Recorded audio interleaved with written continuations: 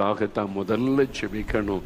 இந்த பாவ சாபத்திலிருந்து விடுதலை வேணும். ஆண்டவரே, பாவத்தினால நான் ரொம்ப கஷ்டப்படுகிறேன். மதுபானத்தை விட முடியல, போதை வஸ்துகளை விட முடியல, இந்த பொருட்களை விட முடியல. ஐயோ, இந்த பாவம் தொடருகிறது. இயேசுவே, எனக்கு பாவத்தில் இந்த விடுதலை வேணும், சமாதானம் வேணும். நான் இருதயத்தில் கை வைங்க, இருதயத்தில் கை வைங்க. அப்படியே உங்களுடைய இருதயத்தில் கை வைத்து, இயேசுவே, எனக்காக சிலுவையில மரித்தவரே, என் பாவத்தை சுமந்தவரே, எனக்காக ரத்தம் சிந்தினவரே, உங்க ரத்தத்தினால என் இருதயத்தை கழுவுங்க, என்னை பரிசுத்தப்படுத்துங்க, என் பாவத்தை மன்னிச்சிருங்க, சாபத்துல இந்த விடுதலை கொடுங்க. அடுத்தவங்க பொருளை நான் திருப்பி கொடுத்து விடுகிறேன். இனி அடுத்தவங்க பொருளை எடுக்க மாட்டேன். ஏமாத்தினதை திரும்ப கொடுத்து விடுகிறேன். அடுத்தவங்க பொருளை அபகரித்ததை திரும்ப கொடுத்து விடுகிறேன்.